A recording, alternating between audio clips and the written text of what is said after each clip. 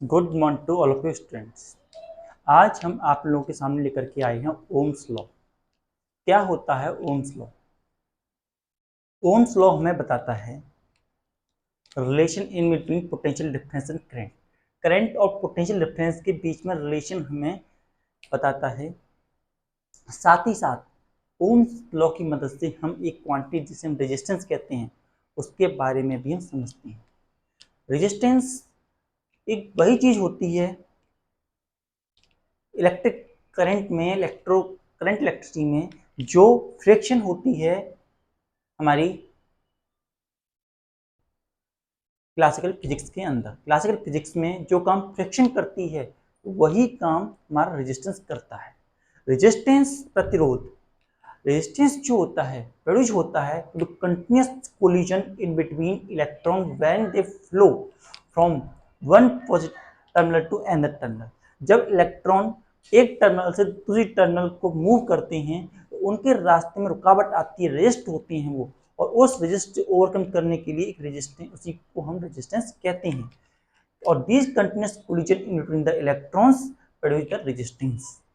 और Ohm's law की मदद से हम इसके बारे में डिडक्शन और फॉर्मेशन और फॉर्मूला करेंगे। तो ओम्स लॉ क्या कहता है?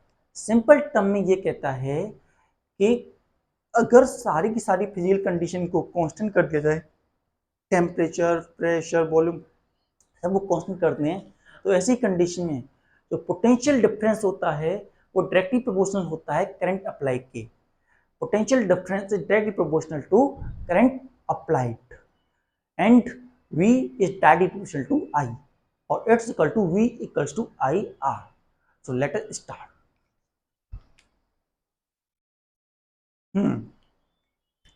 So we have Ohm's law.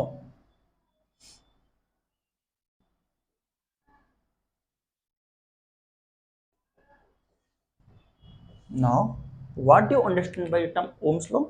Let us see it. If all physical condition, if all physical condition like temperature,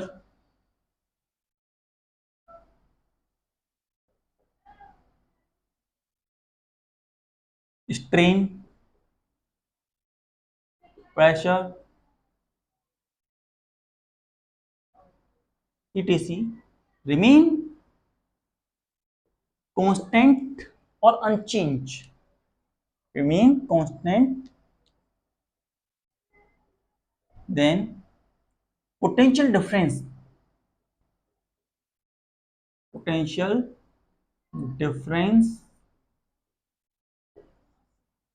across the conductor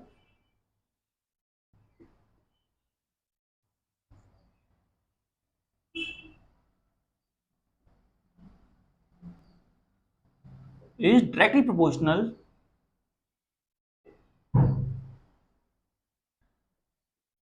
to current within the circuit, current within a circuit. Mean to say अगर हमारी सारी physical conditions को हम constant कर दें कि उनमें कोई चेंज नहीं आ रहा है, तो ऐसी कंडीशन में जो पोटेंशियल डिफरेंस होगा सर्किट के अंदर वो डायरेक्टली प्रोपोर्शनल होगा करंट अप्लाई के। या हम ऐसे कह सकते हैं current is directly proportional to potential difference in between the circuit. दोनों ही बातों में हमें सेम ही रिजल्ट मिलेगा।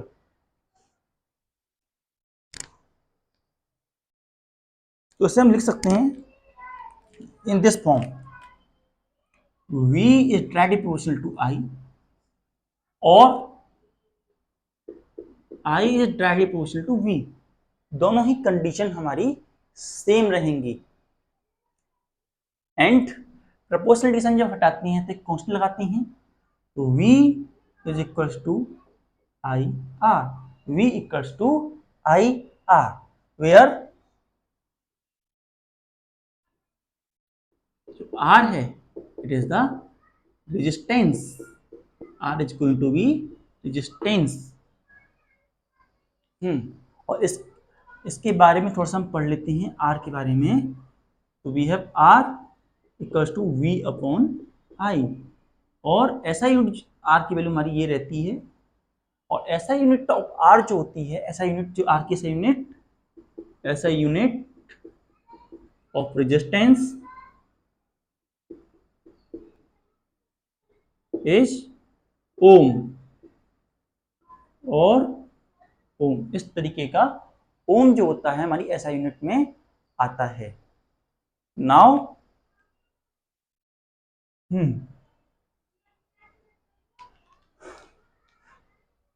हम रेजिस्टेंस की डायमेंशन निकालना चाहते हैं, dimension of resistance.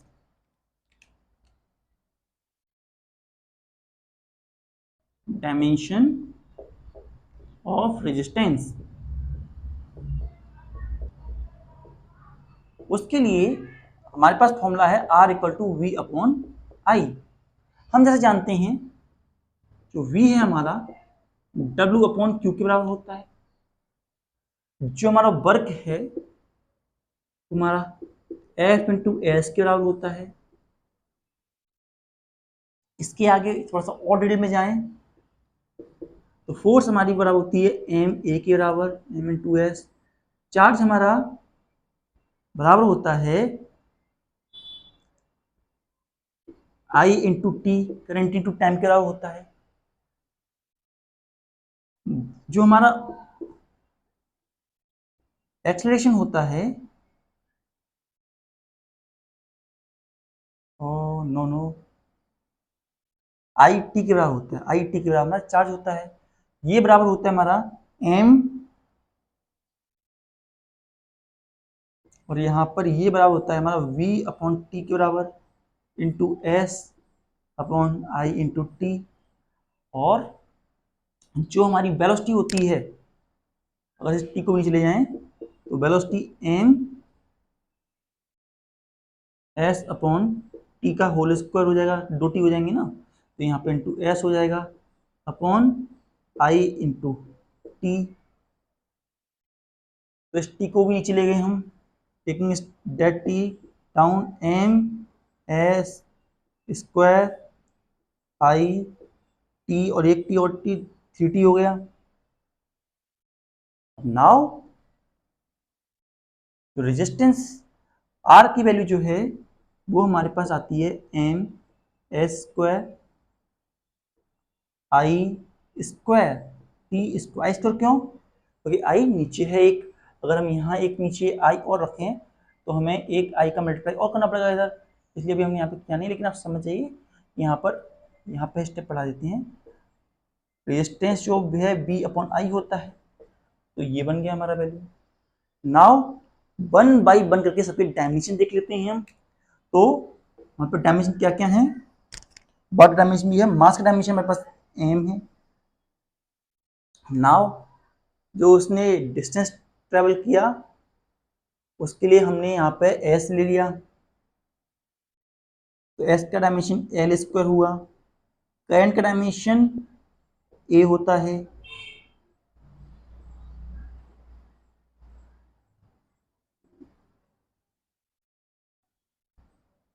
That is M L to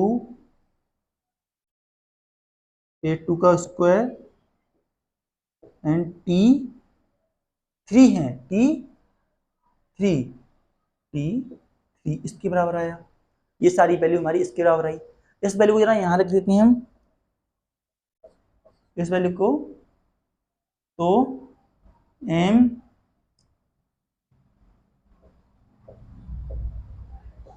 L two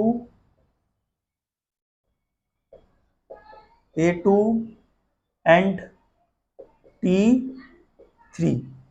अब इस सबको हम एक साथ लेते हैं, ऊपर लेके चलते हैं, तो क्या वैल्यू बनती है M L square T minus three A minus to.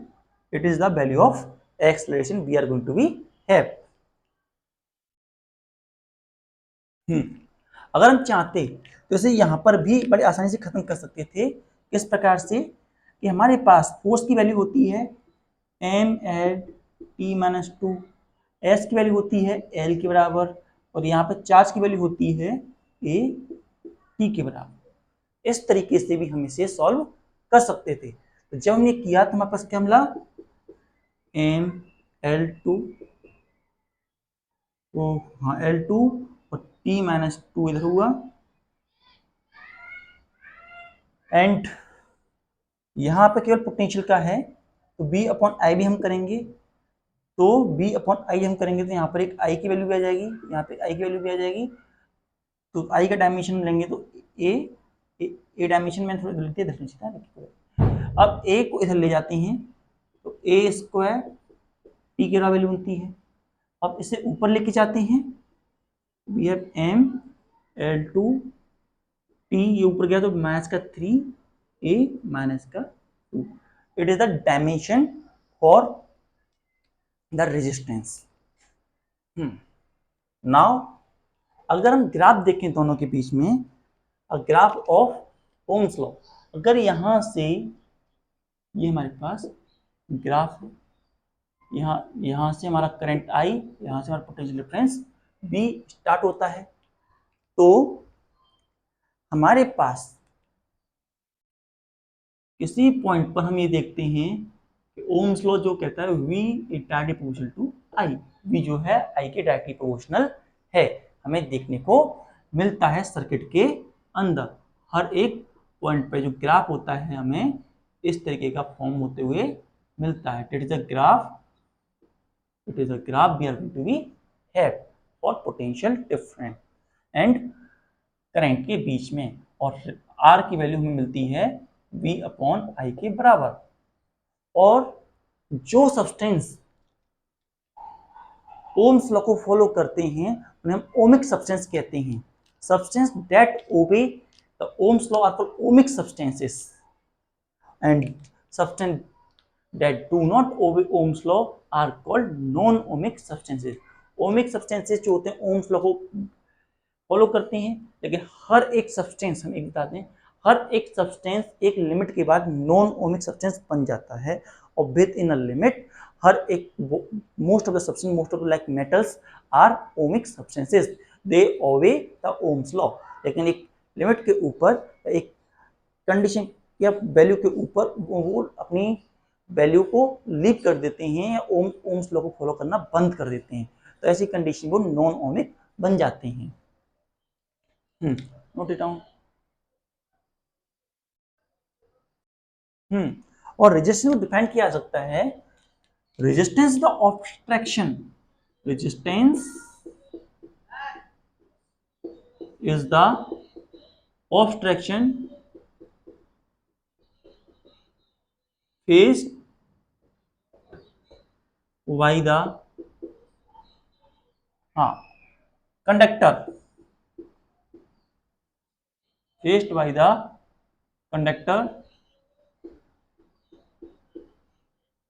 while flowing the current, while flowing the current।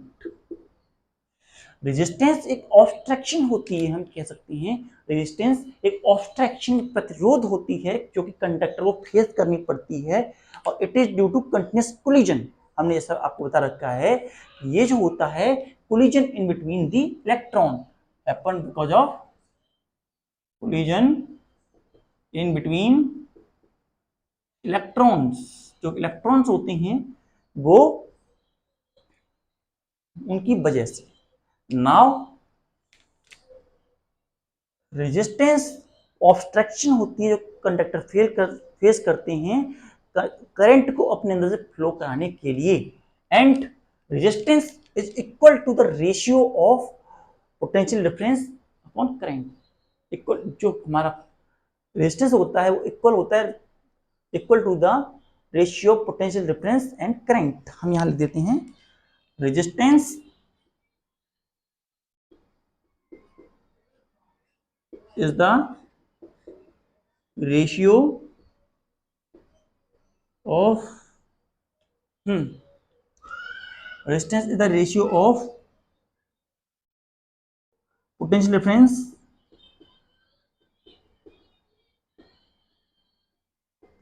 difference to the current, to the current, potential difference to the current, that is R equals to V upon I. It is the value of resistance. One more thing, हमने ऐसा unit बोली 1 ओम। 1 ओम कितना होता है? जब किसी body में हम 1 वोल्ट का करंट प्रोड्यूस करते हैं या 1 potential difference 1 volt potential difference create करते हैं और उसमें जब 1 एम्पियर ऑफ करंट फ्लो करता है, तो ऐसी कंडीशन में हम कहते हैं कि रेजिस्टेंस जो ऑफर हुआ वो 1 ओम का रेजिस्टेंस ऑफर हुआ है। जब 1 पोटेंशियल डिफरेंस, जब 1 वोल्ट का पोटेंशियल डिफरेंस लगता है और 1 एम्पियर करंट सर्किट के अंदर फ्लो करता है, ऐसी कंडीशन में 1 ओम का रेजिस्टेंस प्रोड्यूस होता है बॉडी के अंदर। Note it down. नाउ जो रेजिस्टेंस होता है, हमने जैसा देखा दैट डिपेंड करता है पोटेंशियल पे और करंट पे। अगर हम करंट को आधा करते हैं, if current हावल्ड then resistance doubled. If resistance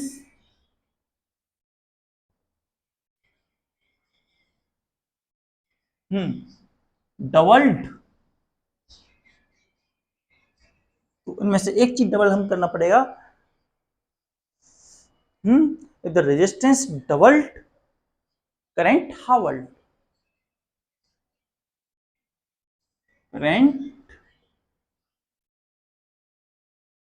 current हावल्ड किस तरीके से?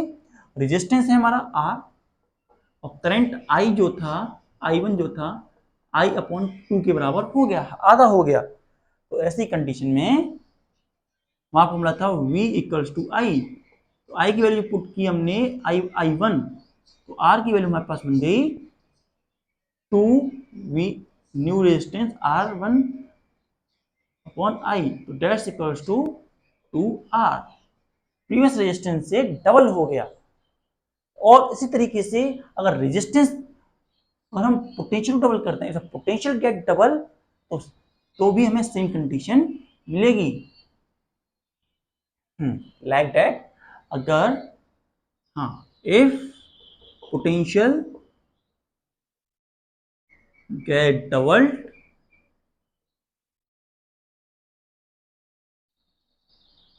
आर गेट डबल्ड, तो पोटेंशियल डबल कर दिया तो रेजिस्टेंस भी डबल हो जाएगा। वो किस प्रकार से? R equals to V upon I। अब हमने R लेते हैं, तो V1 है वो 2V के बराबर है हमारा। नाउ अभी ये हमारा रेजिस्टेंस था, अब हमने R equals to V1 upon I किया, नया रेजिस्टेंस दिया, वो डबल कर दिया, पोटेंशियल को हमने डबल कर दिया। तो ऐसी कंडीशन में हमारा रेजिस्टेंस R था वो 2V I इंटू से ये भी डबल हो गया। तो इस तरीके से ये फर्स्ट, ये सेकंड, नाउ इनका रिवर्स भी ट्रू होता है। Reverse of them is also going to be true. अगर हम रेजिस्टेंस जो हमारा करंट है उसे डबल कर दें, इधर करंट गेट डबल तो रेजिस्टेंस आधा हो जाएगा। तो सेकंड है। Third, if the current get doubled, if the current get double, resistance get halved, resistance आधा हो जाता है। वो किस प्रकार से? यहां देखिए R equals to V upon I है, हमने दूसरा I1 लिया जो डबल है, तो ऐसी कंडीशन में रेजिस्टेंस V अपॉन I1 होगा। अब उसमें वैल्यू हमने 2I पुट किया, 1/2V अपॉन I, और V अपॉन I की वैल्यू R के बराबर है, तो हमारे पास R equals to R1 equals to, ये R1 है हमारा, R1 equals to R upon का 2 इंटू से रेजिस्टेंस गेट हावल, रेजिस्टेंस आधा हो गया जैसे करंट हमने डबल किया। इस तरीके से जब पोटेंशियल गेट हावल्ड और पोटेंशियल को हमने आधा कर दिया तो रेजिस्टेंस भी आधा हो जाएगा। Fourth, if the potential get halved, potential get halved और पोटेंशियल की वैल्यू जो हमने आधी कर दी पोटेंशियल गेट हावल्ड, तो in that condition resistance get halved, नहीं हाँ रेजिस्टेंस गेट हावल्ड, रेजिस्टेंस भी आधा हो जाएगा, रेजिस्टेंस गेट हावल्ड, तो रेजिस्टेंस है वो भी आधा हो जाएगा। वो किस प्रकार से, यहाँ देखिए हमारे पास R की वैल्यू थी B अपॉन आई, R की वैल्यू B अपॉन आई के बराबर थी। नाउ हमने R1 लिया जिसमें B1 लिया और I सेम ही रखा, तो B1 की वैल्यू हमारे पास थी V अपॉन 2 के बराबर। जब V अपॉन 2 हमने वैल्यू रखी तो V अपॉन 2 आई बना, और हमें R की ये वैल्यू मिल जाती है R अपॉन 2 के बराबर, दैट इज हावल्ड। रेजिस्टेंस की वैल्यू हमारी आधी होकर रह गई। तो इस प्रकार से जो रेजिस्टेंस होता है पोटेंशियल एंड करंट पर डिपेंड करता है। आगे हम दिखेंगे कि एरिया और लेंथ पर भी डिपेंड करता है और उसमें रेजिस्टिविटी किस प्रकार से निकलती है। First note it down. हाँ, बिफोर मूविंग फर्दर आज हम डिवाइड कर लेते हैं क्या क्या सीखा।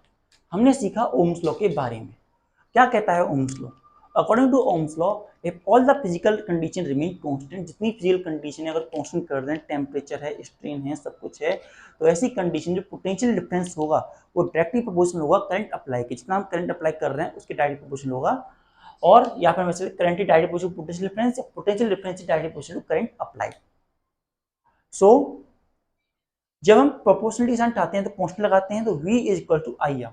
यहाँ पर हमारा R जो रेजिस्टेंस के बराबर है, ऐसा यूनिट जो है रेजिस्टेंस की वो ओम होती है, एंड हमने डायमेंशन जो निकाले थे वो हमारे ML2 T-3 A-2 के बराबर हमारे डायमेंशन निकले थे।